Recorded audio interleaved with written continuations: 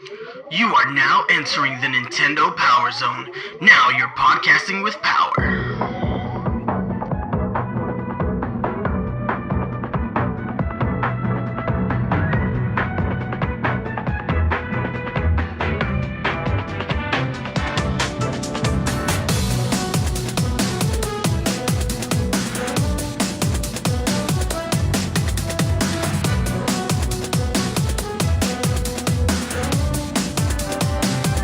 Ladies and gentlemen, this is the main event of the evening, sanctioned by the Nintendo PowerZone Commission. Our two hosts judging this contest are Nice One 983 and Mario After Party. And when our action begins, the referee in charge of the battle arena is Reggie Fils-Aimé. And now, the moment Nintendo fans watching around the world have been waiting for. Live from Tampa, Florida, it's time! 5 rounds for the undisputed ARMS Championship of the World! Ladies and gentlemen, I'm your co-host, Mario After Party. And I'm your host, Nice One 983, and welcome to the Nintendo PowerZone. And I really hope you guys enjoyed that special UFC-styled introduction to our topic today. And if you haven't guessed by now, we're going to be discussing the ARMS Global TestPunch. So over the past 2 weekends, Nintendo has held both of them featuring separate modes and characters available for play. So what we're going to go ahead and do is we're going to go ahead and get the ball rolling on this episode. And we're going to go ahead and we're going to start with the characters. Like I said, guys, we have 5 rounds here. Round 1. So our first character here is Springman. This is an interesting character. This character has a very different ability than all of the other characters. Springman's ability is when he gets to a certain percentage of his health, he gets a power boost. Now, I find this character to be interesting because he's very mid-tier. None of his attributes are better than anyone else's. He's got average speed, average strength, and his jumping is average. He is your most basic player. And I kind of had a lot of success with him in the early goings. Just when I was getting my bearings with the game during the first day of the test punch, I thought he was very cool, but he's not really my cup of tea. But, I mean, I know that I can win with this character. After Party, you've played with Springman, I'm certain. I made sure that I devoted at least 4 or 5 matches to each one, so I like Springman. I'm kind of with you. He's not necessarily my favorite character, but he's pretty cool. Most of the ARMS characters have a special ability that involves their movement in some way. Because if you look at Ribbon Girl, she can triple jump. She can do 3 little hops before she comes back down. Mechanica can hover. DNA Man can either stretch himself really long or shrink himself. And Springman doesn't have that ability to really change his movement very much. His unique ability is attack based. I would definitely agree with that statement. Yeah, like movement is such an important factor here. I mean, it's partly part of the reason why this game has motion controls as its primary, control set, is because movement is so key in the ability of controlling these characters. And Springman's movement is probably not the most limited, because there are a few characters who have a much more limited amount of movement available to them, but he's definitely at the bottom tier of the movement list. Somebody who isn't, though, is Ribbon Girl. Ribbon Girl has that unique triple jump ability, which can be frustrating when you're playing against her because it kind of makes her hard to pinpoint. She's not my favorite character. I had the least amount of success with her, just because I just couldn't really get a grip on how to properly use the triple jump. I would triple jump into punches, so that's not necessarily a good thing. Yeah, I actually like her. She's probably in my top 3 for the characters that I've used in this test punch. Her triple jump, you don't have to use all 3. You can just use 1 or 2, kind of psych your opponent out. She's fairly quick. So I think she is one of the weaker characters, but she was a lot of fun to to kind of use that little triple jump ability. Yeah, no, I mean, she has her advantages. She's just personally, I don't think she's my cup of tea. Somebody who is though is Ninjara. This is my favorite character in the bunch. Ninjara is all about stealthy movement, and he accomplishes that by using a slick little teleport in the middle of a jump. So if you hit the jump button and then the dash button, he will disappear for a second and appear in whichever direction you were pressing. So if you want to go left, dash and you hit the teleport, he goes left. You can go forward and backwards with the teleport. And let me tell you, that backwards teleport is so nice when somebody just barely misses that punch because you decided to go backwards, literally on some Frankie Edgar tip right there. No, but he is awesome. I love his speed, and he has one of the most satisfying grabs because when he reaches out, he grabs, he pulls himself in, kicks the opponent in the face, sends them flying upwards, teleports, and then smashes them from above. And when you're playing hoops, that is the most satisfying dunk in the game, I gotta say. Yeah, his movement is probably the best out of the characters that we've seen so far, just because he's fast. I think his jump height is higher than the other characters as well. He has that teleportation ability. Ninjara I can see why he's so popular online. That's true. Now, somebody who has a much more limited amount of movement, probably the worst movement in the game, is Master Mummy. He's big, he's bulky, he's slow, but he does have one of the better specials in the game. And if he reminds me a lot of Balrog in a sense, where like he's gonna take a lot to master, but when you do master this character, they're gonna be a force to be reckoned with. Yeah, although he is kind of a trolly character because he's designed to encourage players to camp out because his special is to heal while he's blocking. So there's going to be a lot of players who use him to run away and just kind of hang out in the back and just regenerate their health, which is going to really frustrate some people. Although he is kind of the anti-camper as well because he neutralizes a lot of the people who do like to run away from you or camp out. If you're using Quintal or Ribbon Girl or someone and you're trying to be cheap and run away from the fight and you're fighting Master Mummy, he's just going to regenerate all his health against you. So in that sense, he kind of neutralizes that against the other characters. Although a Master Mummy Ditto match would be pretty interesting, though. See, for me, I found that character to be, out of all the matchups, I thought, because I mostly used Ninjara during the test punch, I did get a chance to use everybody as well, but I mainly focused on Ninjara because that's the person I want to walk into the game with and know that's who I'm probably going to main. But for Ninjara, that's a pretty hard matchup because where Ninjara, what he has in speed, he lacks in overall power. So that Master Mummy matchup can be a little tricky because when you take a hit, man, for Master Mummy, it shows. Like most of the times I beat a Master Mummy, they're pretty clutch matches. I'm usually kind of pulling out all the stops and kind of just abusing them when they're healing. Personally, that's just my personal experience with battling against Master Mummies. Another character who I do have a little bit of success with, though, is Min Min. Min Min has one of the better abilities, and it's just funny to watch her. She is got to be the Chun-Li of ARMS. Her ability is to kick away punches while she's jumping. That's very cool because I instantly see her legs going off. I'm like, look at little Chun-Li over there. She requires a lot of precision, though, because you've really got to time that just right to get that block in there. And she has a lot of range because of the laser that fires out from her dragon arms. And she was the character that I actually had the most success with. So I would say my favorite character right now. I really like using Min Min.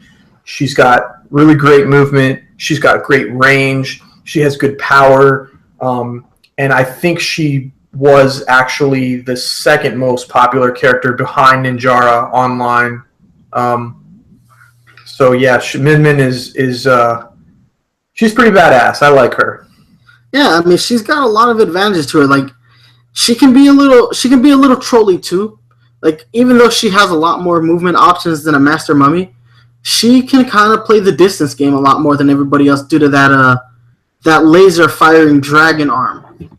She can play that distance game, and it can be frustrating. Like Min Mins, I don't necessarily like to fight them. I haven't really lost to a lot of Min Mins though, but I find that character to be like really trolly because she's just sitting there blasting you from a distance, and I'm like, I hate you. I'm gonna catch you, and when I do, you're gonna feel it.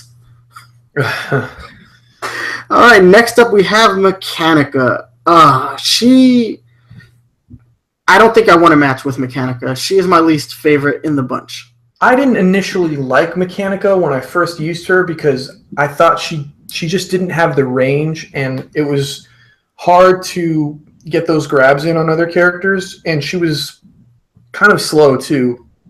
But once I realized that she could hover, if you hold the jump button down, then she actually became much more useful. And I realized she really does have a lot of movement options because I would be in a match and I would jump up in the air and my opponent would expect me to come back down, so they would throw out a punch or a grab, and I would just stay there and hover and then use that as an opening to go and get them with one of my own attacks. And I was like, man, Mechanica's actually really good. She's just kind of hard to use. So she ended up being my second favorite character, and I had a lot of success with her today in particular, but she's a little tricky because she's got some weakness. Like, her weaknesses are pretty pronounced, but she definitely has one of the best abilities in that she can hover. So I like her. Yeah, man, for me, it was all about, like, not really liking her ability to hover. Like, I didn't like it. I felt like I didn't have the movement that I like. I mean, because I'm, like, coming off of Ninjara, his movement it's also requires you to be up in the air, but it's very brief, you know? Like, he teleports, and then he comes right back down. With Mechanica, it's like, you have to stay in control of that hover. Didn't really like it. I didn't like the character's range that much, and she is almost as slow as Master Mummy, if not slower, which just didn't feel good to me. Somebody who felt a lot better though was Helix. Helix is like the Anderson Silva of the ARMS universe. His movement, if done correctly, it is top tier the way this character can move. If you don't know who Anderson Silva is, guys, look up a few videos of the way he moves and tell me that they didn't steal his movement to replicate a lot of what Helix is doing. He was the hardest to use for me though, because using the shield arm, like, I didn't know what advantage I would have from using that as opposed to just guarding normally. And then, like, if you hold the dash button, he shrinks, which is good for ducking punches. And then if you hold the jump button, he extends his torso so that he's, like, really tall, and you can use that to kind of move side by side to get around attacks. But trying to use them in the middle of a match and use both abilities, because he kind of has two, and use them effectively was so difficult. And I like him, but I just am not very good with him right now. No, he is going to be one of those characters, just like Master Mummy, that is going to take a lot of time and dedication to master the precision that it's going to take to be able to dodge with that character as effectively as you would any of the other characters. But, you know, from the videos that we've seen and, you know, just out in sheer practice, I can tell that character is going to, you know, somebody's going to be able to make that character very good. It's going to take the dedication. It's just like, he is probably like a traditional fighting game character in the fact that if you're going to dedicate yourself to a character, like him, you're going to have to learn to master it and you're going to have to put in that time and effort. But I might not personally be willing to make that effort right away. He's probably a character that I'm going to build my way up to, but I can see myself getting good with that character at some point. So those are the characters that they had during the first weekend of the Test Punch.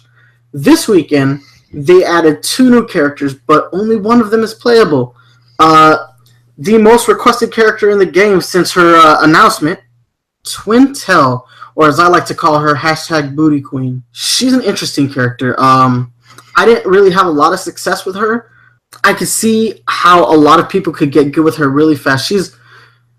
She moves very slow, but it seems like deliberate almost in a way, the way that she approaches.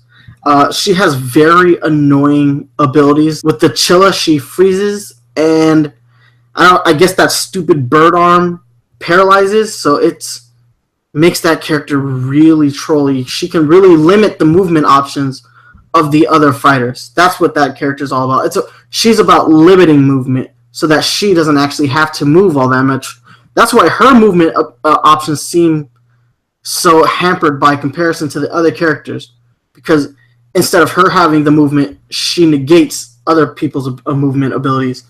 It makes her frustrating, but I haven't played a lot of people that were good with her either yet. Out of all the people I played today, I think I found only like 1 or 2 players that use her effectively, and I still beat them. Yeah, she is a kind of another one that's hard to use, and you're right. Her ability affects other fighters, and instead of really affecting her or what she can do, because it's supposed to slow down the attacks from your opponent. But I didn't really have a lot of success with it. When I did use it, I didn't really know if I was slowing down their attacks at all. Maybe I wasn't doing it right. I didn't particularly find her that useful. She's definitely more of a defensive character based on her abilities. So she's going to be a character that I think if you're playing against a good Quintal, you're going to have to spend a lot more time trying to break her down because of the nature of her playstyle. But I was a little disappointed with her. I thought she would be a lot more fun to use, and I don't know. I didn't really spend as much time with her as I did with the other characters because she was just added for this weekend's Test Punch, and I'll probably try to use her a few more times just to see if maybe I can get the hang of that ability. But I guess it's good to say that there's so much difference in the abilities of each character that it really does offer a lot of depth. And one of the things that Nice One and I were discussing earlier today was, well, can this be an esport if it doesn't really have like button combinations? Because most traditional fighters will have some sort of a combination sequence of buttons that you need to memorize. Even with Smash, every character has basically the same button combinations, but you still have to know that like down B is going to be your special, or that you need to use the tilt controls and there aren't really as many specials in this game. And towards the end of the episode, we'll go into what our opinions are for whether or not this can be an esport. But I will say that there's a lot of depth in ARMS. It's just in different areas, and it's in the movement of the characters. And there definitely isn't a bad character in the game so far. They're all very diverse. But as far as Quintal is concerned, she wasn't one of my favorite characters. Ironically, though, Quintal is like the breakout star of this game. Before she was playable, she was the breakout star of this game. All of these characters have amazing design. This game fundamentally proves why Nintendo is one of the best video game companies in the world when it comes to things like character design. All of these characters are as iconic as Mario, Link, Little Mac, Pit, Donkey Kong. All of these characters have everything, and the Inklings. More recently, the Inklings. All these characters really, really stand out, but among them, Quintal of this bunch stands the tallest. Like, people gravitated to her just based off of her design. Like, hashtag Booty Queen is killing it. There is already a crap ton of fan art based on Quintal, and I was really surprised to see the reception that she's gotten as a character. It almost didn't make any sense to me. I was not, because she is overly sexy. She's got a big round booty. She speaks French. She's already sexy, and she speaks French. Some of the I don't remember all the little sayings she does when you win, but there was one of them where she was like, "C'est bon," and it's just like, oh my god, And she fights with her hair, which is unique as well, because none of the other characters can do that. So she is definitely got a lot of attributes that make her stand out from the rest of the pack. And hey, that's probably why she is the world famous actress of the bunch, because she's like the movie star as far as her bio is concerned, and so she's like the super famous, like Halle Berry of the group. Well, when I was looking at hashtag Booty Queen over here, Miss Quintal, I looked at her and I felt like she could be supplanted into Street Fighter. Her design is really strong. Like, she could fit among that core cast of Street Fighter characters, and you wouldn't know the difference. Proportion-wise, she kind of fits, like, the body image of most of the female Street Fighter characters. Like, she would be right at home among somebody like Cammy and Chun-Li. What we're going to go ahead and do is we're going to talk about one character that was added to this weekend's Test Punch, but not playable.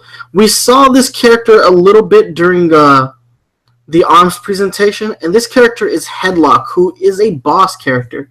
Now, during the Test Punch, he seems to be limited to 3-on-1 battles. This character is a tough SOB. He's got 4 arms, 6 if you include the 2 of the fighter that he's taken over. And that's kind of his shtick. He's kind of just a head with arms, and then he puts himself onto the body of one of the primary ARMS characters, and he adopts their abilities. He's frustrating. He's annoying. And it's really annoying that you have to fight him with other people. I'm hoping this is just a test fire mode, because I don't enjoy getting beat up by my supposed teammates while trying to fight a character as strong as this. But his design is actually pretty cool. It's just like this metal, evil-looking head with 4 freaking arms. Any thoughts on him other than... No, not really. I mean, it would have been nice to fight him one-on-one, but yeah, he was just kind of... he's got good design, but I had to fight him like 6 times today, and it started getting a little bit repetitive. Yeah, I've actually fought him like 11 times, because I fought him 5 times during this morning's Test Punch, and then another 6 times during the afternoon Test Punch. And like I said, it's just not my favorite mode. But guys, that's it for round 1. It's time to go ahead and move into round 2, which are the stages. So we had 4 stages available, 3 of them during the first week, and 1 new stage was added today. The reason we're bringing up the stages is because all of these stages are unique, and we kind of want to determine whether or not the stages actually affect gameplay. Like in games like Street Fighter, your stage selection doesn't really matter. I mean, there are a few breakable items in Street Fighter, but they don't necessarily affect the health of the character, or they don't provide a character with any specific advantage or disadvantage unless you're playing as somebody like Vega. But so the first stage we have is a Spring Stadium. It's basically this arena with these like elastic bands along the edges that you can bounce off of. These are actually kind of good for avoiding like oncoming punches. You can kind of bounce on them and then bounce away from oncoming attacks. This stage is pretty basic though. It looks very basic, but it actually, those spring bands can actually be useful. And it's kind of funny to throw somebody into those bands, and watch them kind of bounce off and then flop down to the floor. Yeah, I like that stage. It's not that large, so if you have a character that doesn't have a lot of range, then you won't have too many problems with opponents who like to hang back. But there is some strategy to using the little trampolines on the perimeter. It's something that sometimes I would forget that they were there because I would be fighting and be like, oh yeah, I could maybe use this to get away from an attack. But it is a pretty good stage. Yeah, I thought it was an interesting stage, and it's kind of like that basic arena, And I love like when you're in that stage, like you have like thousands of people in the crowd sitting there watching you fight. Very cool aesthetically. But next up we have the Ninja College, which might be one of my favorite stages. It looks so nice, but it kind of rewards characters that have a lot of movement options. And as I'm maining Ninjara right now. That stage is just a lot of fun.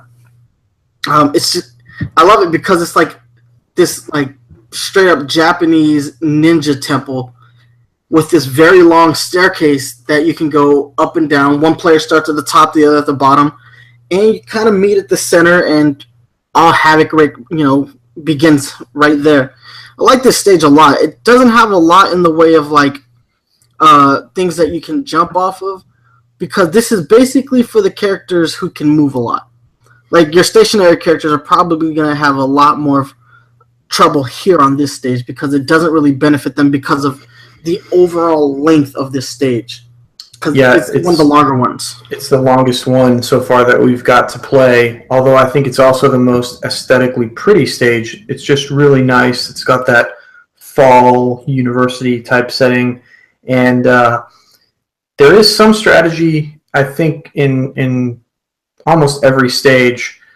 In this one, it's definitely trying to get the high ground so that when you jump off the stairs, if you're already higher up than your opponent, then you can get kind of out of their range with the jump or get above them, and that is definitely how I tried to approach that stage.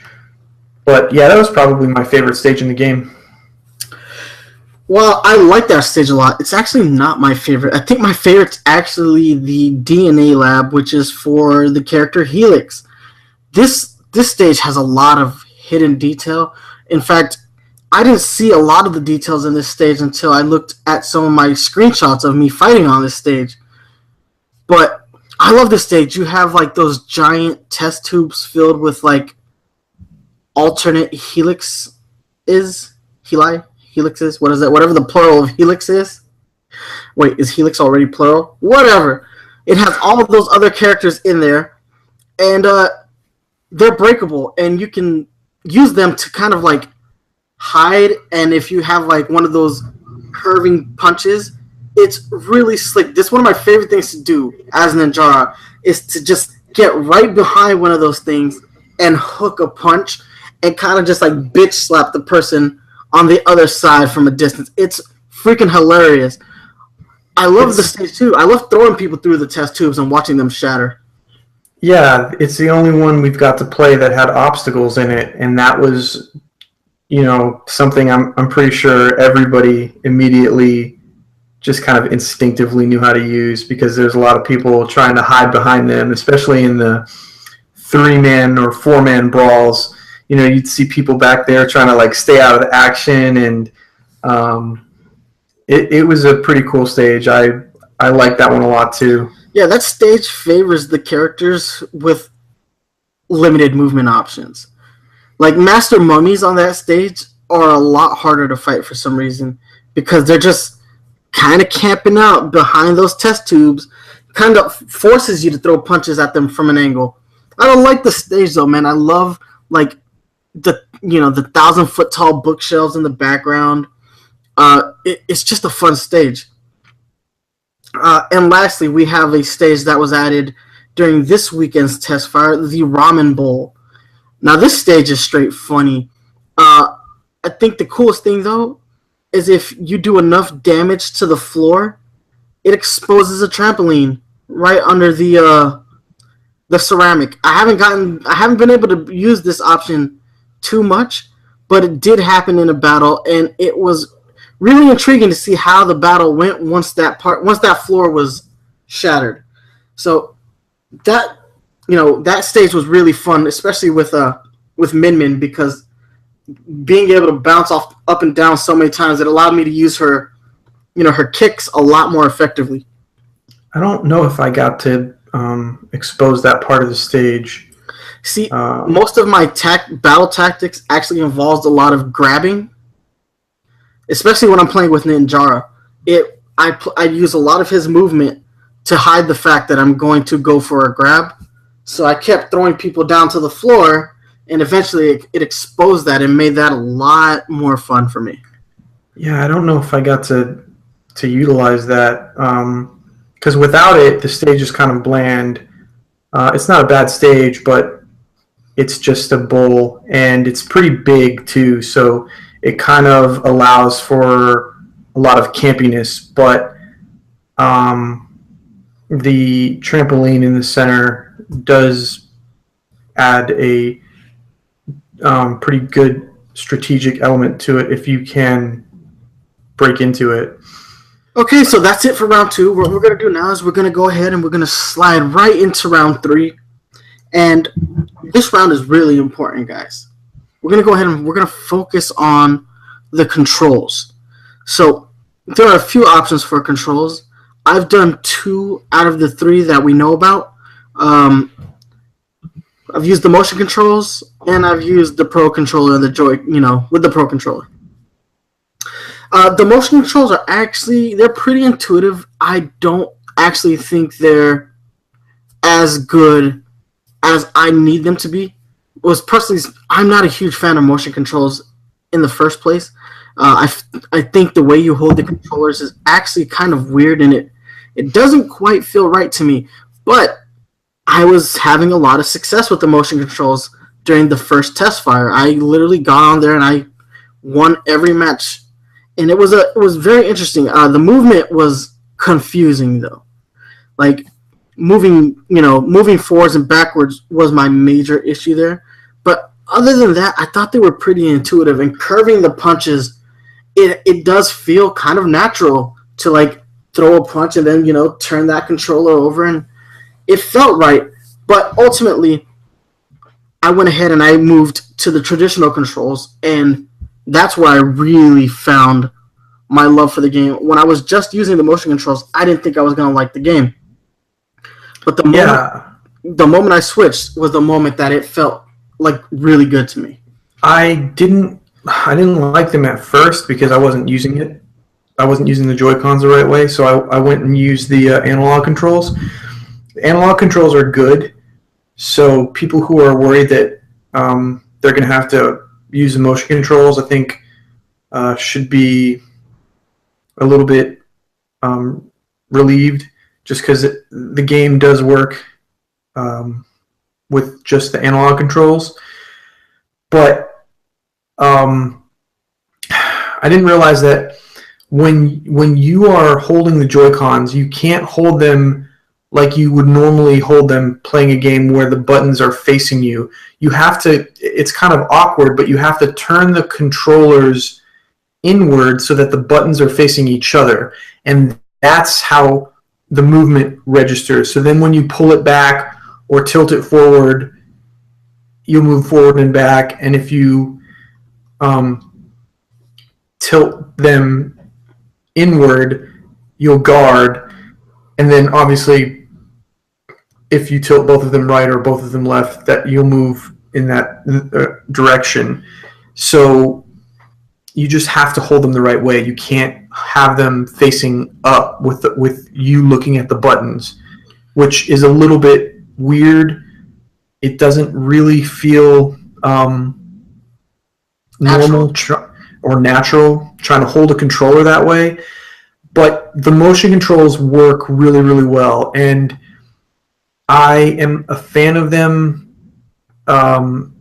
for this game. I think they're precise enough to where you can use them successfully, and they're good enough to where they don't hinder the game at all. I think they actually might, in the case of Splatoon, it might actually benefit you to use them. I haven't played ARMS enough to really be able to say what my preferred control scheme is, but so far I have mostly used the motion controls, and I think they're pretty good. See, once I realized that you could use the standard Pro controller, there was a lot more success for me, and I was winning. I was winning using the motion controls, but I was winning a lot better when I switched to the Pro controller. And I do want to take a quick shot at Nintendo, real quick. They have positioned this game as a motion-based game. They have literally not paid any attention to the standard Pro controller's control scheme, and I think that's a missed opportunity in the long run. I think it, especially when the controls work as well as they do, it makes the game feel really fluid. Although, even with the Pro controller, I feel like they're not really advertising the best button set either. They're telling you to attack with the A and B button when you're playing with the Pro controller. It still feels better to attack with the triggers, even when you're using the Pro controller. Just using the ZR and the ZL feels a lot more natural when you're using the X and the Y buttons for jumping and dashing. It feels better instead of hitting the A and the B button. That being said, though, the Pro controls feel really good. You have the ability to curve your punches still, so you're not losing that. You also have the ability, in the event that you're facing multiple opponents, you can kind of quick change which direction you're looking at. So that feels really good. I enjoy the standard controls on this more than I do the motion controls. And I think the motion controls are really solid. But personally, the Pro controller is the way to go. And since I switched to the Pro controller, I've become a beast. The only upside to the motion controls, though, is where your fingers get placed. It's perfect to press the capture button repeatedly during a match. Yeah, it is. Like I said, I don't know what my preferred control scheme is eventually going to be, but right now I've mostly been using motion controls. But the Joy-Con is a really good way to go. I do agree. Well, guys, that is round 3. Round 3 was a quick round, but round 4 most definitely will be filled with a lot of fun, maybe a little bit of debate. So round 4, we're going to discuss the playable modes. So right now, the only mode we had available was party mode, but within that party mode, you had a couple of different options. So the first option, we're going to go ahead and talk about my least favorite of the bunch first. I want to get it out of the way. V-Ball. V-Ball is ARMS' take on volleyball, and I don't really like it. I think that's literally the most non-fun part of the game. Now, not to say that I wasn't doing okay. I was doing okay. I wasn't doing good. I wasn't doing bad. But I didn't like it. I like it even less solo player mode. It's actually better when you have, when you're playing doubles. But I still didn't really enjoy it even during doubles, because then I'm relying on a teammate who may not be as good as using, their abilities to benefit the game. But it's fun. I mean, it's a volleyball that, like, if you hit somebody, you hit it and it lands on the floor, it basically explodes. Now, personally, I don't know if this has happened to me. I don't know if this has only happened to me or if this has happened to other people, but I swear, sometimes I will knock the volleyball on the other side of the floor and it won't explode, and they'll get a chance to hit it back. And I'm like, that hit the floor. Why didn't they get exploded? I had the same problem. I had times where I would hit the volleyball, it would bounce off the floor, bounce back up, and it wouldn't explode. And then, of course, the moment it touches the floor on my side, it blows up and they get a point. And I just felt volleyball, I don't know if there's something about the way that game works that maybe I just don't understand, but it didn't seem to work right. It was like, I think there were some bugs in it, and I wasn't really a fan of V-Ball. It was, honestly, it wasn't really that fun, even just trying to hit the volleyball over. I felt like ARMS is not one of those games that is really suited to that sport if you want to try to add that as a side mode, because the characters don't move fast enough. You can't really dive for the ball. I know you can shoot your arms out there all the way across the stage, but you would have to have a lot better movement, a lot quicker, more precise movement if you wanted to have a volleyball game, and it doesn't really lend itself to that. So I think V-Ball was really designed, though, to encourage people to jump more, because I noticed the people that beat me were jumping a lot more. I ended up being on the ground a lot and not trying to jump and be proactive. I was always kind of reactive. So I don't know, maybe if I need to incorporate jumping more for it to be effective at it. But even if I was more effective at V-Ball, I don't think I'd like it still. Yeah, you might be right, because each mode does try to teach you something. One of the good things about the side modes is that they're kind of trying to focus on one aspect of the game. In V-Ball, I honestly don't know for sure what it is, but it could be more aerial attacks, like you said. But, in hoops, it's all about grabs. Then in skill shot, it's about more precise punches, trying to get them the accuracy in there. So I felt like each mode was good in the sense that it was at least improving my game in some sort of area. Yeah, I agree. Now, let's go ahead and talk about it. You mentioned it. It's hoops. Hoops is all about the grabs, and this mode is so fun that if they had just made this the game, I would have still bought this shit, because there is something so satisfying about dunking somebody. What did you said something to me earlier that made me outright laugh. What did you say about hoops? I mean, it's just disrespectful to dunk somebody in the net. If you get dunked like face first into the net, it is disrespectful. And I mean, like, I had a lot of success with that mode, and it really actually did help me get better with grabs, because I wasn't using a whole lot of grabs when I first started playing this game, but you're forced to do it in the hoops mode.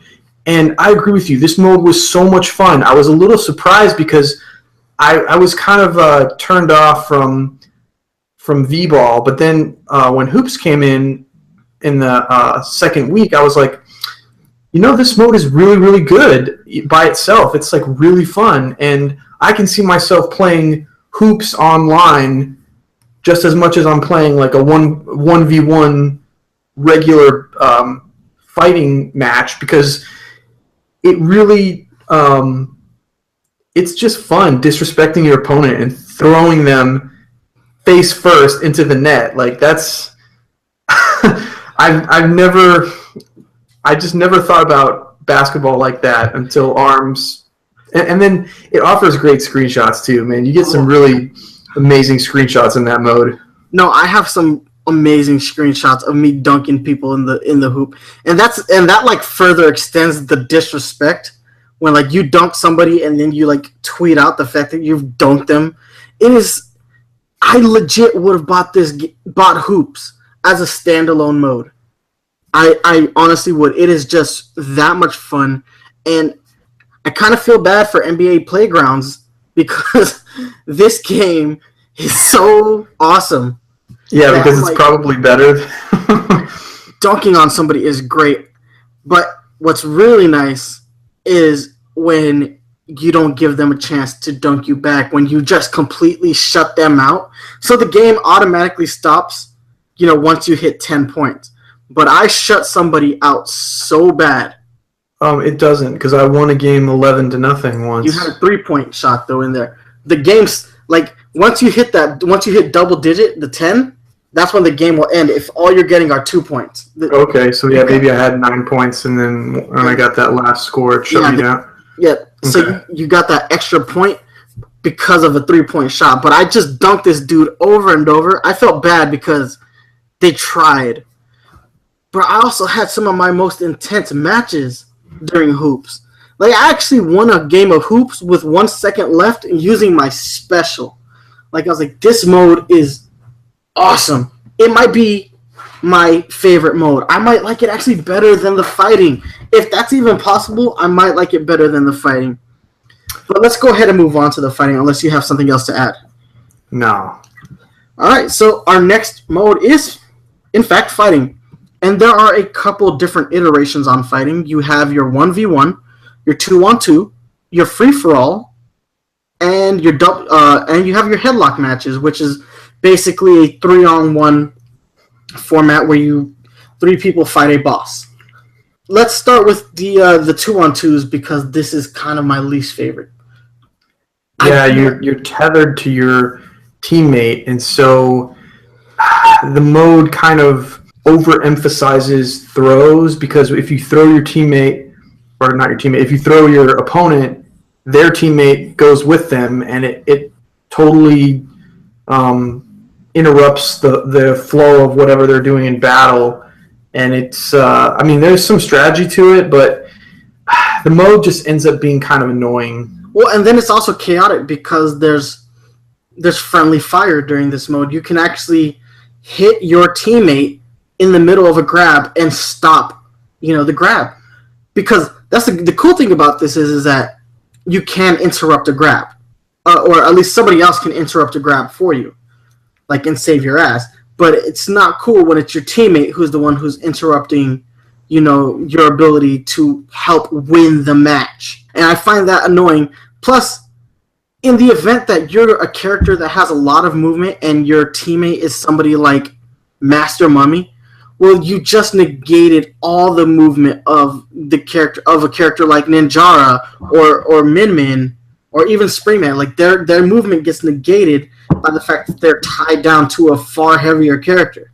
Yeah, and it's not that this is such a bad mode or anything. It's just it requires teamwork, and teamwork requires voice chat. And when you are playing with a character who's backing off the whole time, you can't really move forward because the little tether in between you two it only stretches so far. So I had one match where I was trying to get to the opponents and like my teammate was running away and I couldn't hit them, and it was really frustrating. And this is one of those modes where you really wish the Nintendo voice chat app was out, because I mean, like, then at least you could have a little bit more coordination. I 100% agree, and it's almost a shame that a game that is going to kind of utilize a mode like this is not going to have that app available for it right away.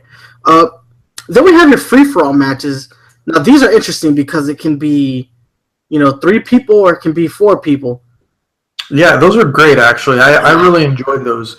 I still prefer a one-on-one match, but the free-for-all brawls were really fun, and it's always kind of fun to see how the match can just suddenly change, because let's say one character is trying to hide and 2 characters are fighting each other and they're going at it, and then all of a sudden you both realize that the third person is like over there in the corner hiding, and then you both rush towards them and turn on them and they're like, no! And like it's kind of funny to see the dynamics of that match go round and round until someone finally wins. And then in a 4-man brawl, it's just total chaos.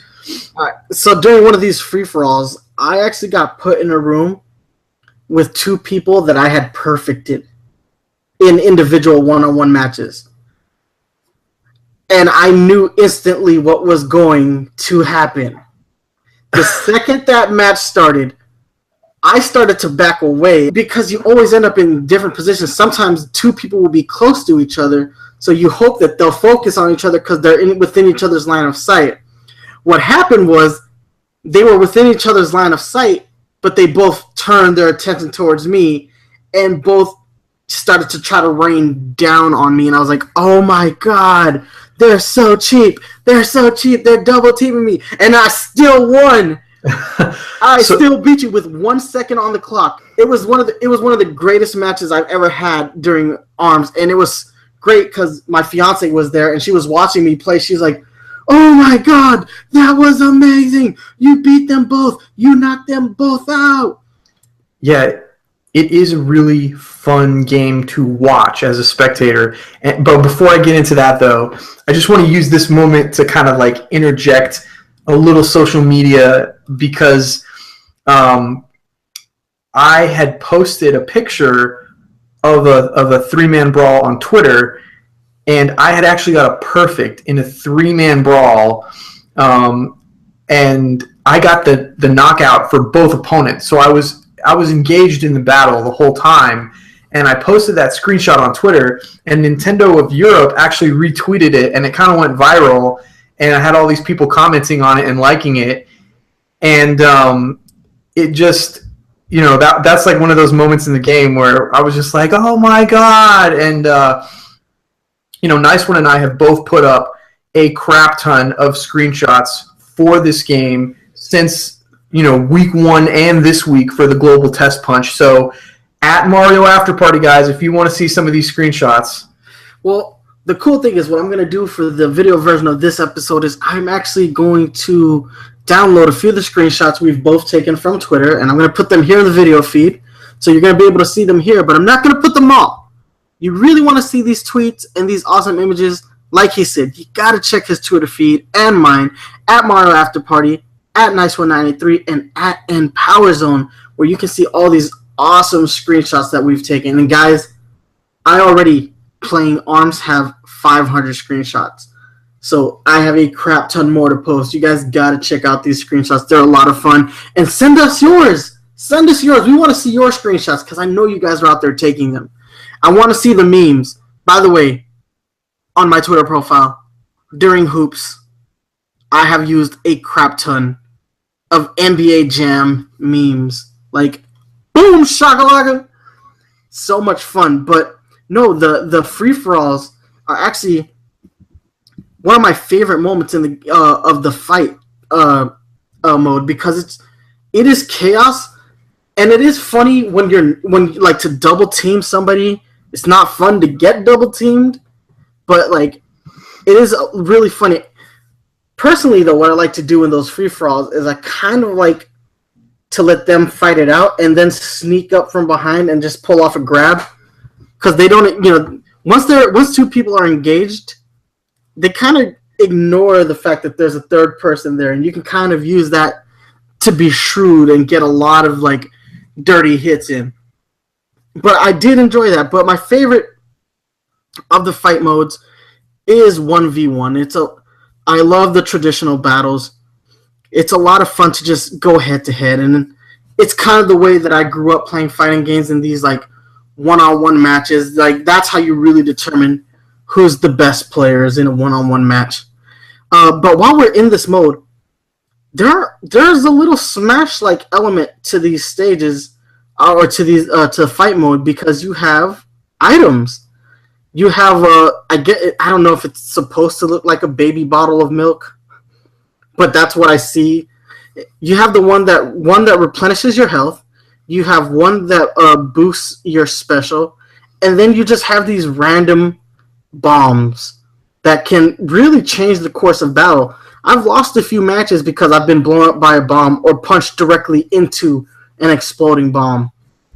Yeah, the items, they don't completely change the tide of battle. I think they do enough when they get dropped into the arena to kind of change the battle without making it too chaotic.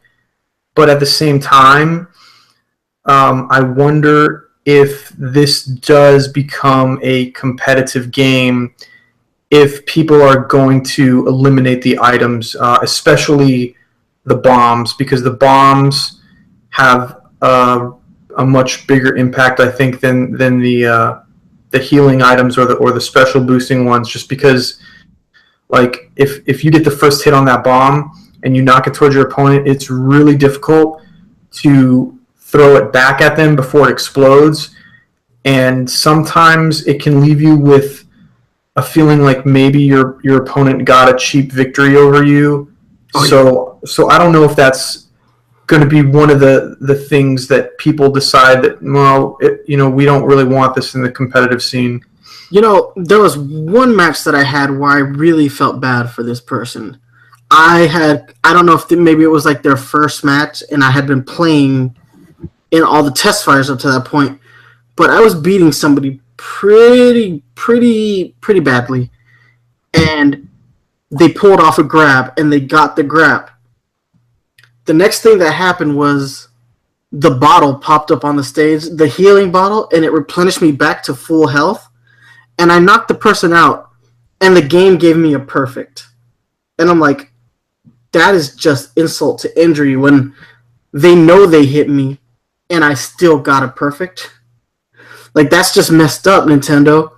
You got to fix that. You can't let somebody win with a perfect because they got a healing item. That's demoralizing to the person that loses. And losing is already pretty demoralizing. Yeah, that's why I think, like, if this game does become a competitive, or if it does end up having a competitive scene, I don't think those items are going to be there. All right, so our final mode is Skill Shot. Target practice. This is basically here to teach you how to effectively punch. The problem with Skill Shot, though, is that Skill Shot kind of favors the arms that have, like, the tri-blasts, because with Ninjara, I used, the hand with the 3 missiles that, they each go in a separate direction. It really favors characters who use those items because you can break more targets at once. But the cool thing about this mode is you can actually attack your opponents and limit their ability to score on the board. But it's an okay mode. Out of all the modes in the game, this is the one that most feels like a training mode to me, though. Yeah, I would agree. I would say that I did appreciate the mode because it does help me with my accuracy. But at the same time, like after I got the hang of Skill Shot, I realized I was changing my arms out to the faster ones, the ones that shoot out faster, so that I could get the targets before my opponent could. So there are some arms that are just not going to be as good for that mode, which is a shame because the mode is really just trying to teach you how to more accurately use those arms. And I'm sure like Master Mummy's really big, like megaton arm would be good just because it has a wide radius to maybe take out more than one target. But some of the other arms that are a lot slower are just not going to be good for that mode. Like Helix's shield arms are going to be completely useless. Yeah, there's just some arms that they're just not going to be effective. So that mode is, I would say it's fun. I definitely like it more than V-Ball, but there are some limitations with it. Yeah, and personally, when I started playing Skill Shot frequently, because it kept popping up in my test fire sessions, I just switched to Ninjara's like Tri-Blast arms and used them both, and it made that mode really, really easy. Like I said, I don't know if that was necessarily a mode that they should have added for the test punch. I mean, because you technically have that training mode already in the game that teaches you how to punch and whatnot. So you kind of put the same thing in the game twice. It didn't feel necessary. And it doesn't really feel competitive either. That's the other downside to it, is that I don't necessarily feel like it's truly a competitive mode. There's no satisfaction of victory. Even in V-Ball, when you get a spike in V-Ball, that's kind of satisfying. And in hoops, just dunking your overall opponent is satisfying. And in the standard fighting mode, if you beat somebody and you do you have a great comeback or you just straight body somebody, that in and of itself is already satisfying. There's nothing really satisfying about Skill Shot. Yeah, that's a good point. I actually thought Skill Shot was satisfying in that I liked that the mode was helping me learn how to use these arms better, because the practice mode that you can use while you're waiting, it's not as good because the game automatically, you don't have to shift, because you can actually, if you press like the A button, it will redirect you to another target. You don't use that very often because you don't need it in a one-on-one match, but like in a match where you're trying to target one opponent versus the other, it's effective. In the practice mode, it does it for you. In the skill shot mode, you don't really need it in that mode either, but you do have to kind of use your movement back and forth to really get in front of those targets so you can hit the ones that you want. But I mean, I agree with you. It really wasn't like that competitive, because I could tell when I wasn't really mad that I lost, because I think the level of competitiveness like can be determined by my anger level when I lose. Like if I lost in hoops or if I lost in a one-on-one match, I would be pissed.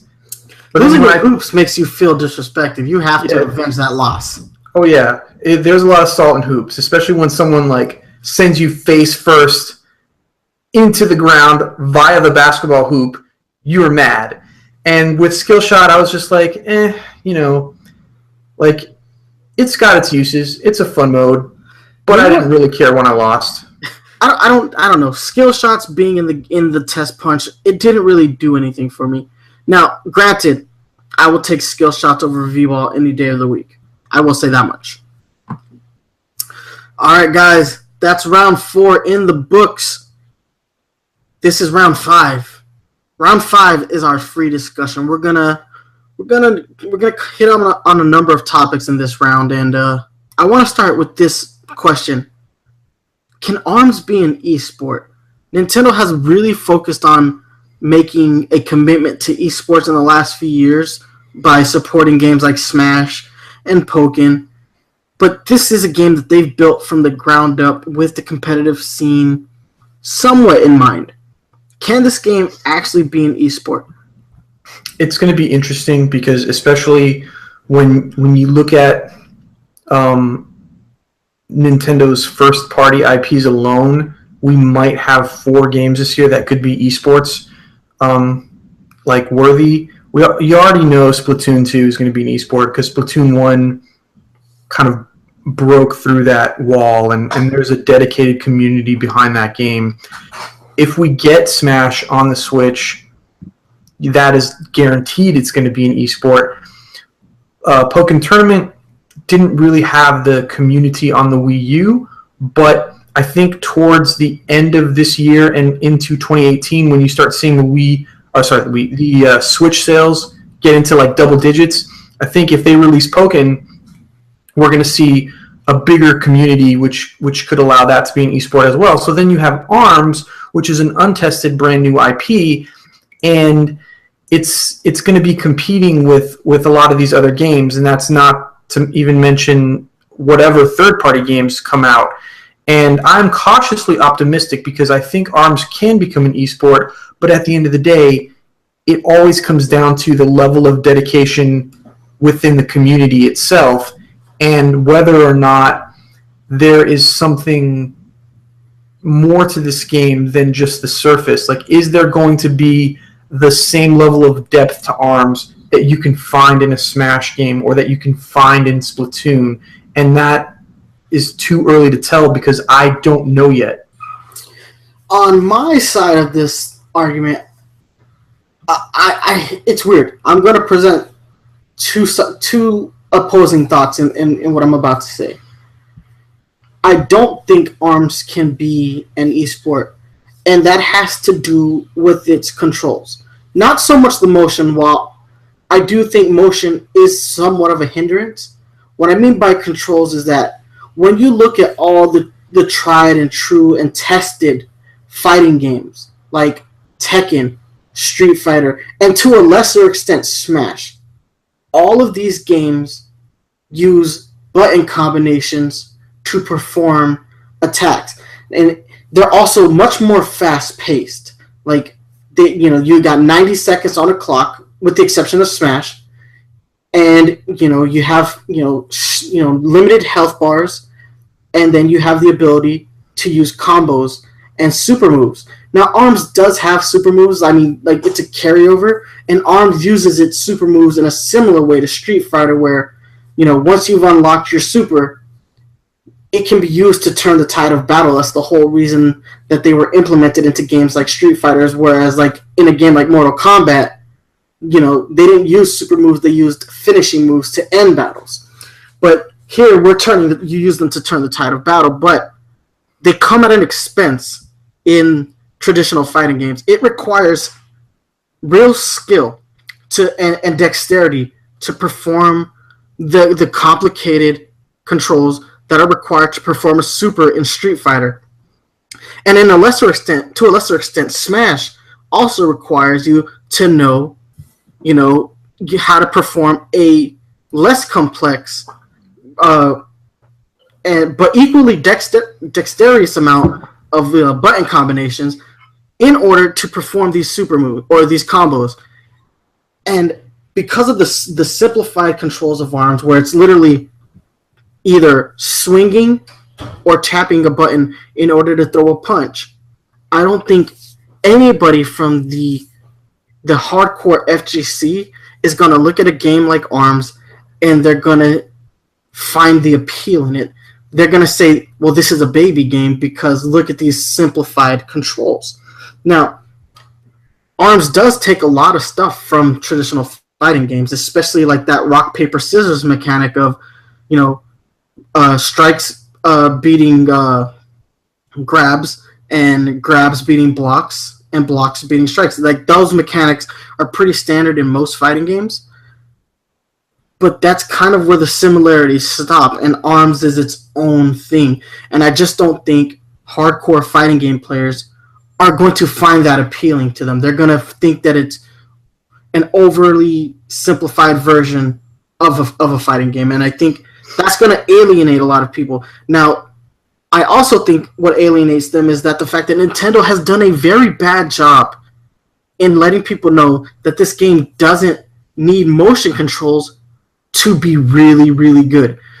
I personally prefer, the Pro Controller over the motion controls. I think it works phenomenally. But Nintendo was really quiet. We didn't know what these controls were going to be until the first test fire, or the test punch. That was the first time we got to see what these controls would be like, and I think that was a mistake because that didn't do any favors for, the larger FGC to see this game in a better light. I do agree with most of what you're saying. I think that not revealing it until the test punch is okay, though, just because the game still hasn't been released, and so they're allowing you to kind of figure these things out. But I do wish that there were some commercials advertising ARMS where it showed people playing it without the motion controls, because right now all of the marketing and advertising for this game shows exclusively people using motion controls, and that's not the only way to play this game, and the analog controls work just fine. So I think there would be a lot of people that maybe even people that don't have a Switch that look at this game and think, oh, I don't want to play with the motion controls, I don't like that, and they might not even realize that you don't have to. So in that sense, yes, Nintendo does need to do a better job marketing it. But let's be real, ARMS isn't even a true fighter. At the end of the day, I still consider Smash a true fighter. It's not a traditional fighter, but it's still a fighter. ARMS is a fighter combined with a shooter. It is like a fighter-shooter hybrid. And honestly, it could be its own genre, because I've never played a game like ARMS before. Because part of the depth in ARMS is going to come down to what types of arms that you use, and each of those arms does have different attributes to it, like fire, wind, ice, stun, whatever, that is going to do something to the opponent. And we haven't unlocked all of them. We've only been given a sample of what we can use so far. And arming your character to give them different attributes is something that most fighting games don't have, along with the fact that when you're throwing those punches out, it is almost like shooting at somebody as well. So it's kind of a weird game in that sense, and I don't think we've ever played anything like it. I don't think it's a true fighting game, and whether or not it becomes a competitive esports game, like I said, I am cautiously optimistic because I don't know where this game is really going to go, or where the depth truly lies in this game. Because if it doesn't have enough depth, it's not going to be an esport. But from what I've seen, I don't want to completely rule it out, because I think there is a chance that it could be. Yeah. There are some things about the game that make me think, well, I don't think it's going to be an esport. But there are some things that make me think, well, it does have a chance. So I mean, I'm kind of just going to wait and see what happens. Now, I do have one basic thought here. One that I really, really like is that half of esports is the spectatorship of it. And ARMS, while when you play it, the controls are easy to learn, easy to master, and the movement is a little bit slower than you would see in your traditional fighting game. Watching someone play is very entertaining. It really is. Like, the movement and the deliberate, choice of attacks that a person has to make in a games like ARMS, it is intriguing. Like, when you watch somebody play ARMS, when you watch the way they move, the way they avoid attacks, the way they attack, watching somebody pull off a grab, for some reason, it is really fun to watch somebody play, and that works in ARMS' favor as an esport, because, like I said, half of esports is just, having spectators, and I do honestly think that there is a spectator aspect to ARMS that a lot of other fighting games don't inherently have. Because when you look at a game like Street Fighter, while, Street Fighter is always very exciting, but it's very static. You're working on a 2D playing field, and that's it. ARMS is an arena-based fighter, and if you were watching this as a spectator, there are a crap ton of ways to kind of view this game. Like, if there is a spectator mode, and they can pull out the camera, and you could, watch aspects of the match from above, that would be really interesting. Or looking at things from the side. Like, the way you could watch an ARMS match, if it has a spectator mode natively built into it, it's going to inherently be a lot more fun to watch than a lot of these other fighting games. And I think that's where ARMS really has an advantage that no other fighting game has ever had before. And it could change the way that spectator modes are seen in other fighting games. I think that is such a great point, and I really didn't think about it like that. But you're right. It really is a great spectator sport because there's so much going on, and even a simple attack like just one punch, because of all the motions that are happening with whatever type of arm you're using. Some of them are having little sparks or explosions fly out. Some of them are like laser beams. The arm of the character itself extending.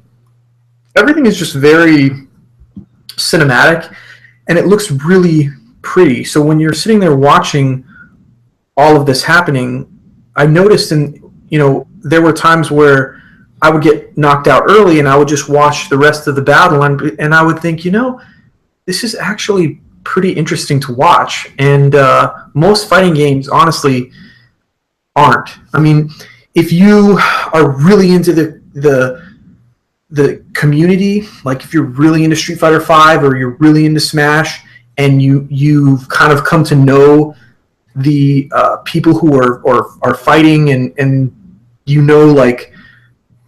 who's good and who's not, and you've kind of come to learn the community, then yes, they can be interesting to watch. But just initially, though, it is kind of bland. And there are some times where even for myself, man, I'll be watching a Smash tournament, and I don't stay tuned in the whole time.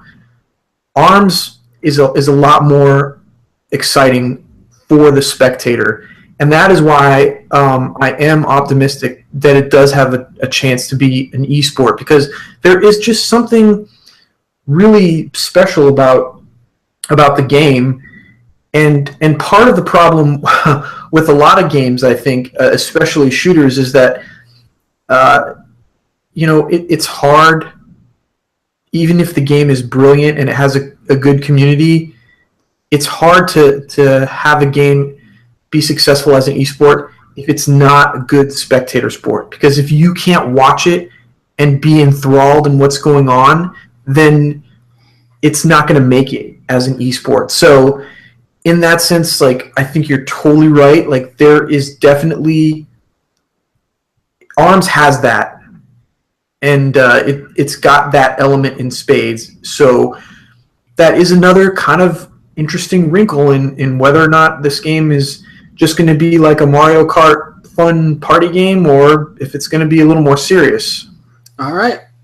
So let's move on to the next part of this free discussion. ARMS versus traditional 2D fighters. We kind of touched on this, on whether or not it can be an esport, but ARMS does a lot of things different, man. I think the most important thing, the most important factor here that makes ARMS different from almost every other fighting game I have ever played is that ARMS is just about as, its movement plays just as important of a factor as the actual fighting is concerned. The way you move a character to either approach or dodge, it's actually more important, because with ARMS, yes, your arms can stretch and move across the screen, but how you do that is just as important. Setting up that punch is really important. It's just like, boxing or MMA. You don't just randomly throw all these punches and kicks and hope that they land. You have to set up a punch and a kick. So ARMS is a lot more deliberate of a game than games like Street Fighter, where you only have one playing field, like one plane to make your attacks. In Street Fighter, you are almost always facing your opponent, and if the off chance you're not facing your opponent, it means you're getting bodied. ARMS uses movement to a player's advantage. The only times I really lose a match is when I'm actually being outmoved in ARMS. And that is key. I mean, the other things that I think traditional fighting games do a lot better are overall control schemes in general. Like, we've been playing a lot of Ultra Street Fighter 2. And like I said earlier, there's a lot of like button memorization and dexterity that is required of somebody who plays a game like Street Fighter 2 that I think I kind of wish ARMS had a little bit more of that. Like, it's nice to be able to throw out these like long looping punches, but I would, if they added something like a button combination that would allow me to throw an uppercut, man, that would be awesome, just for the sheer fun of being able to throw an uppercut. Not so much, that it's going to be a better thing, but I would just like to have. You can even use something simple like Smash does. Smash uses like up A's and down B's and tilting.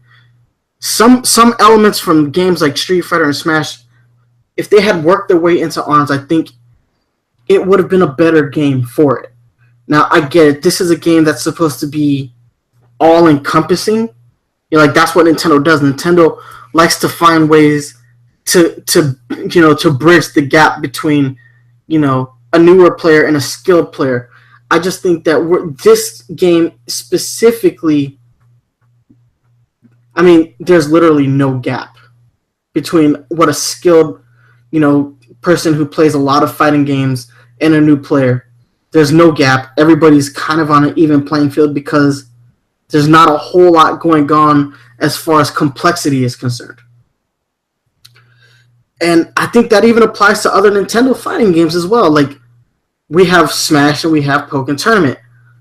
Pokken Tournament is also a game that uses button combinations, but they're simplified button combinations nonetheless. And I just really think that ARMS could have taken a few elements from the traditional fighter to be a little bit more competitive.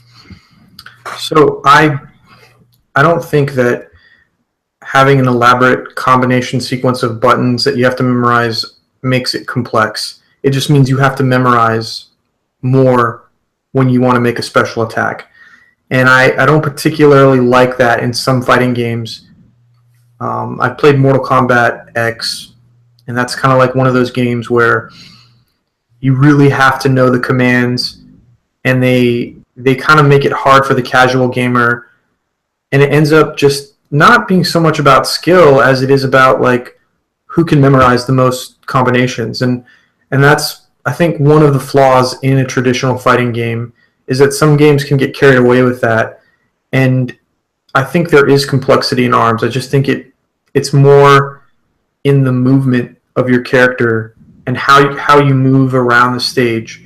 And just like Smash, the complexity of Smash is more about movement as well, and finding combos that don't have a specific button command for. Finding a combo with your character that you can use in the game that's not just given to you. Smash is kind of like one of those more free-flowing fighters that in my opinion, it's kind of like a evolved fighter. It just has something about it that's a little bit less scripted. And as good as a traditional fighting game with the right game mechanics and the right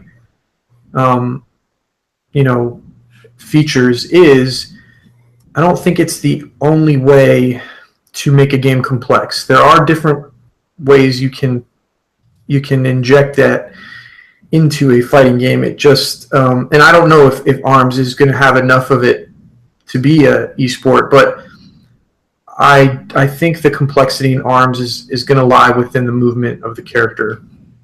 All right, so moving on with this, I think this is a question that I'm kind of stumped here, but why have players taken to the characters of ARMS so strongly?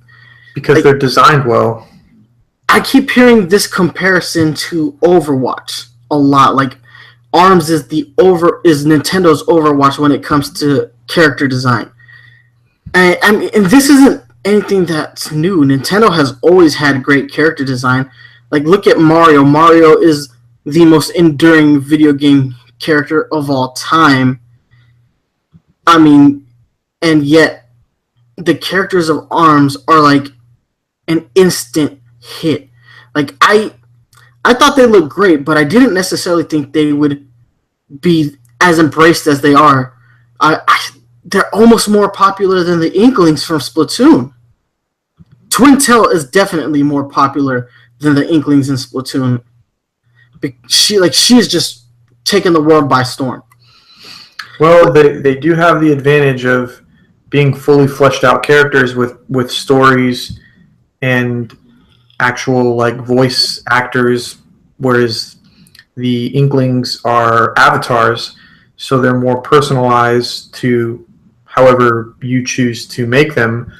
So yeah, in that sense, ARMS has a lot of personality, but I think it's a little bit unfair to compare it to Overwatch because ARMS does enough to stand on its own 2 feet, and it's got a lot of unique characters that don't necessarily really remind me of Overwatch. There's one or two that do, like Mechanica or maybe like Springman, but for the most part, I don't think it really is like Overwatch. I just think the characters are really well designed, and I think that's why they've stood out. And Nintendo has definitely gone for quality over quantity. That's why we only have 10 characters right now, because instead of trying to release a game where you had like 16 or 20 playable characters, Nintendo decided they wanted to make each character strong in its own right, and I really like that about this game.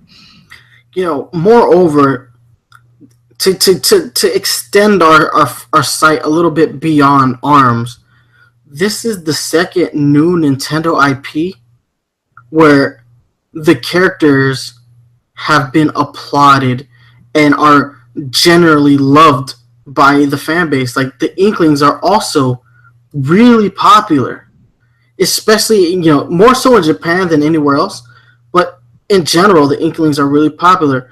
Like, what we're seeing at Nintendo is, like, I don't want to say, it's not really a changing of the guard, but we're seeing, like, a new golden age when it comes to character designs, because we're seeing characters that are becoming just as beloved as characters like Mario and Link, and doing it in a much faster time span. Like, it took Mario years to really be seen as the icon that he truly is, and Link even longer as a character. But these new characters, the Inklings and the fighters from ARMS, they are being treated like royalty right now. Like, they're getting so much love, and they're being really embraced by not just Nintendo fans, but all these Switch owners that weren't always necessarily Nintendo fans. Like, they're embracing these characters, and like I said, it's like we're seeing like a new golden age for Nintendo when it comes to like new IP and new characters. Yeah, I don't know if they're becoming more beloved than Mario or Link or Zelda, but they're definitely making a big impression on people. And you're right that people have kind of instantly clung to some of these characters. Quintal and Min Min both have a lot of fan art out there for those characters. There are people who really just adore them, and even Mechanica and Ninjara have a lot of support from the community as well. So it just goes to show that sometimes you don't really have to have a big roster to have a diverse fighting game. Sometimes you just need to make sure that the characters you do have are really well fleshed out, and these characters are good enough in their own right that there isn't a bad character in the bunch. Now, I can't say for sure whether or not that goes for their fighting abilities, but as far as their design and the personality behind the fighter, they've all got really good designs. So, yeah. I'm just really happy at where we are right now. Like, we're in a very awesome place as Nintendo fans. Like, a year ago, this time, 1 year ago, we were dreading E3. We were actually dreading E3 because there was nothing. There was nothing on the horizon except for Breath of the Wild, and we knew that game was delayed until 2017 by this point.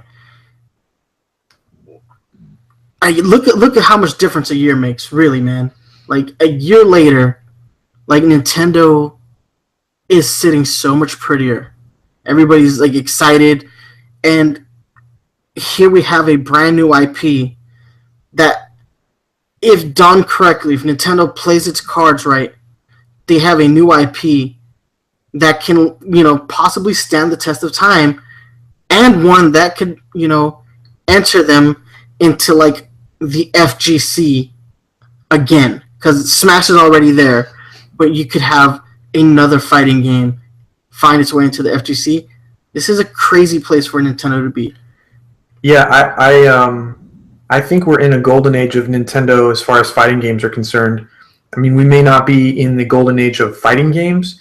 I think you were telling me earlier today that we were in like the silver age, because it's kind of like a rebirth, but it's not quite like it was in the 90s.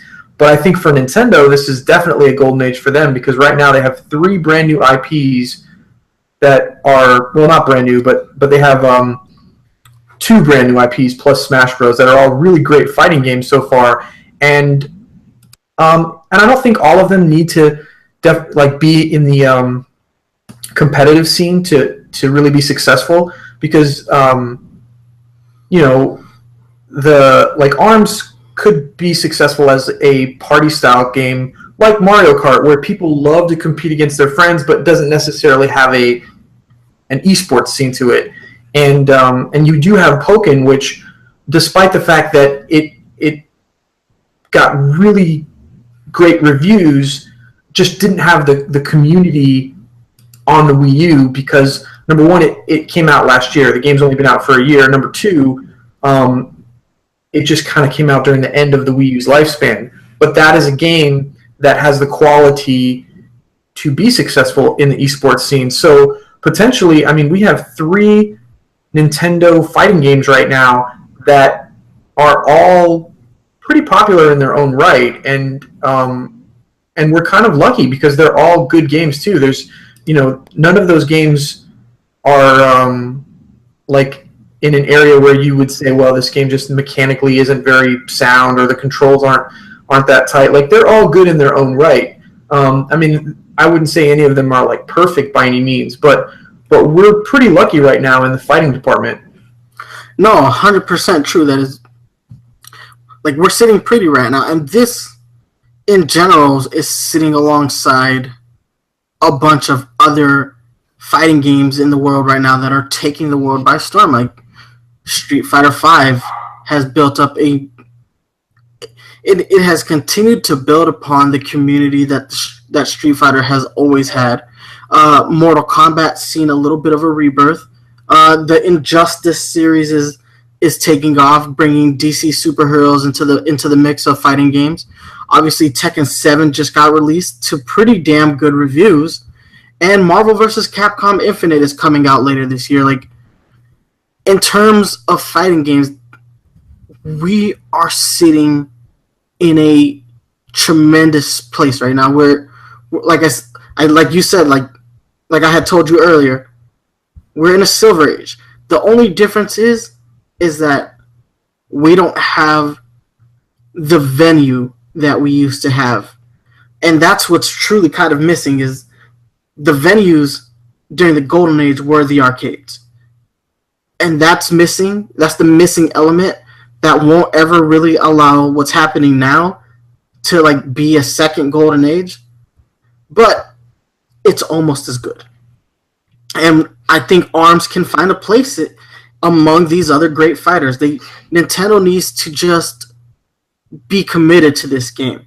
To be honest, they weren't as committed to Splatoon as they should have been right out the door. Yes, that is a good point, because Splatoon, I mean, I think the changes that they've made to Splatoon 2 are definitely esports minded, but when Splatoon first came out, it took Nintendo by surprise. They didn't really think it was going to be as popular as it was, and it ended up having a very dedicated competitive community to it, and all the tournaments had to be organized without any support from Nintendo, like Smash.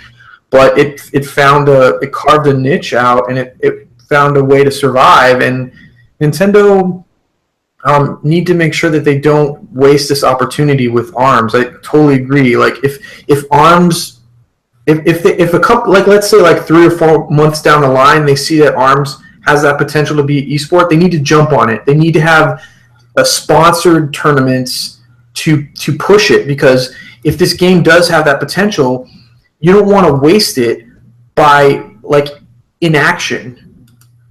I 100% agree, man.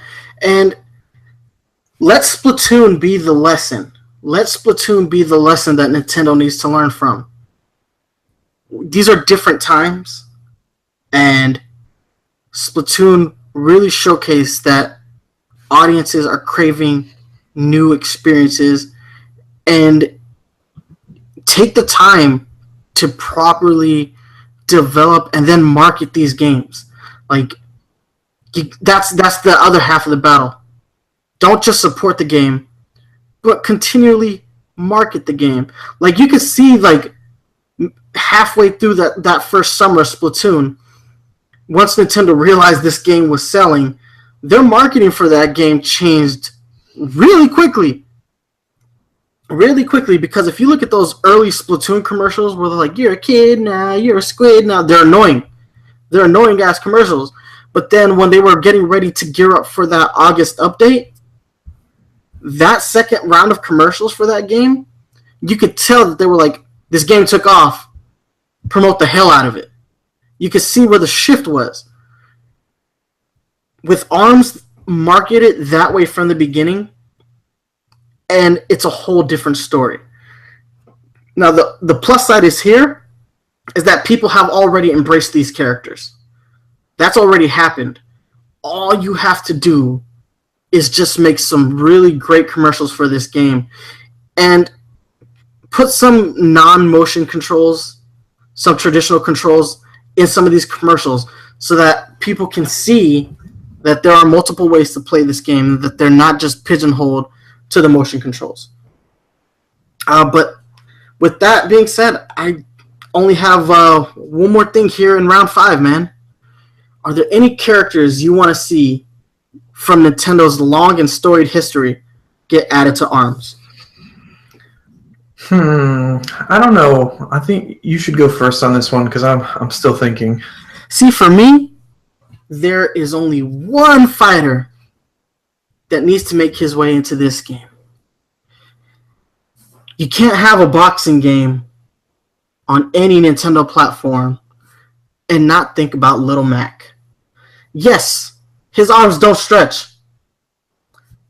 Doesn't matter. We don't even need a reason to make his arms stretch. Just give him some, Monkey D. Luffy or Mr. Fantastic arms, and we're cool with that. Little Mac, he already has a great character design. He kind of already looks like he's in line with the characters from ARMS. Like, it almost looks like ARMS was at one point like going to be a new version of Punch-Out. But things changed somewhere in the development, and they were like, okay, it's a new IP. I think Little Mac could get plugged into that universe, and it would be an awesome thing to see Little Mac just show up. And hell, I'd play as Little Mac in this game. It would, for me, that's the one fighter who needs to be there. It just makes 100% sense that he's in this game. It does, and he would be perfect for the ARMS universe. He would fit. And the only other character I could think of is like Dhalsim, just because as a character he fits into the fighting scheme because he can teleport. He's got unique movement abilities. His arms stretch. Like Dhalsim would fit into the game really well. I don't know if he'd fit into the ARMS universe, and I think because it's ARMS 1 right now, they might want to kind of keep it a little bit more pure and maybe not start adding like Street Fighter characters until maybe like ARMS 2 or ARMS 3. But, he would be a cool character to have. Oh my god, I didn't even think about Dhalsim. You could totally put that dude in there. Yoga Flame! Yeah, you could even use his feet too. Dhalsim could have, he could be kicking people and punching people, so he could be totally OP. But I don't think we would see that in the first iteration of this game. Maybe ARMS 2 or ARMS 3. But Little Mac, he fits into the universe perfectly. So if you can find a way to mechanically make it work so that he could punch people, like maybe it's not his arms that extend, but like his gloves or something, or if there's a way to fit him in, I think they should definitely do that because they've already confirmed that there's going to be DLC characters for this game. They said all the DLC is going to be free. They're going to add new characters, new stages, and that is great. So if we are going to get new characters for the game, I think they should try to find a way to put Little Mac in there. It just makes too much sense to not do it. And man, it's time that Little Mac got himself back out there. He had a nice showing in Smash, but it's been a long time since we've had a Punch-Out game. We haven't had a Punch-Out game since the Wii. Yeah, and he can't even be utilized in Smash because of the stage bans, which I totally disagree with. And this is another topic for another day, but I don't think we need to be banning stages just because they don't necessarily have like a drop off or they're not traditional for the previous like stages we've been getting in Smash, and it just limits the amount of characters you can choose. So Little Mac's not even really that viable in Smash right now. So if they brought him in ARMS, it would be kind of good because it would be nice to see a game where he is viable. Oh, I 100% agree. All right, so last question, and we're going to go ahead and wrap this up, man. Has this been a successful test punch? Without a doubt, yes. It's been a very successful test punch because there was a lot of people on the fence about whether or not they were going to buy this game. And I would say that probably 8 or 9 out of 10 people who were on the fence are probably going to get this game now. There's always going to be a few that kind of go back and say, well, I played it, it's not really for me. But from what I've seen on social media and from what I know from some of my friends who played the game, I think it was really successful because it's definitely changed some people's minds. And there's a lot of people who want to get this game now. See, it's changed my mind. I was going to buy this game because it's a new IP and it's a new game for the Switch. But it felt like it was going to be like an obligated purchase. You know what? I felt the same way. I was like, I'm going to get this game because it's a new IP and I think it's got some potential. But if I'm being honest with you, I was not sure that this was going to be, number one, that it was going to work, and number two, that it was going to be fun. I was kind of buying it out of good faith in Nintendo IPs. So I'm with you on that. Exactly, yeah. For me, it was like, oh, I feel obligated to make this purchase because it's a Nintendo IP coming out on a new platform. I wasn't necessarily hooked. I remember my reaction, to the game initially. It was so skeptical, and I feel like even though I don't necessarily think this game is competitively viable as an esport, I mean, time will tell. There's something really fun about this game that I just really can't put into words, really. This game is just basic fun, and honestly, that's all it really needed to be. It needed to be fun, and this game is definitely fun, and I appreciate that. And now, when I go to buy this game, I don't feel obligated. I'm looking forward to getting this game and spending more time with it. So hell yes, for me, this was a very successful weekend, 2 weekends of test punches, and I am genuinely excited to buy ARMS when it comes out. And I'm really excited to watch that tournament that's going to be happening at E3 to see, to watch other people play, because right now my experience is really just limited to actually playing it. I want to see somebody else play. I want to see it in action competitively. So I'm excited about this, and I cannot wait until, that Friday when it gets released. I'm excited, man. So, hell yeah, very successful test punch. Man, anything else to add to this? Nope. All right, so guys, we got to hit you up with these social media links before we go. You can hit us up on Twitter at Nice1983 and at PowerZone. You can also hit up Mario After Party at Mario After Party. You can hit us up on Facebook, facebook.com/Nintendo PowerZone. If you're a fan of the Nintendo PowerZone podcast, you can download new episodes on iTunes, Google Play Music, stream new episodes on Stitcher Radio. But if you like watching the show live, you can catch it right here on YouTube, youtube.com/user/thearticle, THAARTICLE. And guys, that's our show for today. Thank you so much for watching. Stay fresh. Stay fresh, guys. Deuces.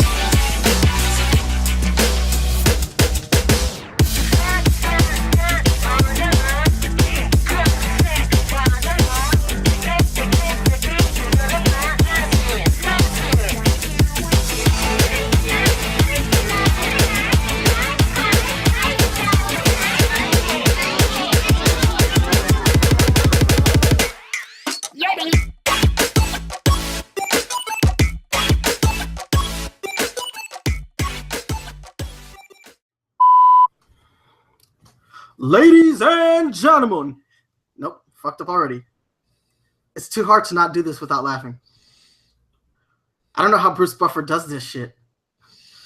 Ladies and gentlemen, this is the main event of the evening, sanctioned by the Nintendo PowerZone Commission. Our two hosts judging this content are Nice One 983 and Mario After Party. And when the actions begin, the referee in charge of the battle area is Reggie Phil. How do you say his last name? Fizame.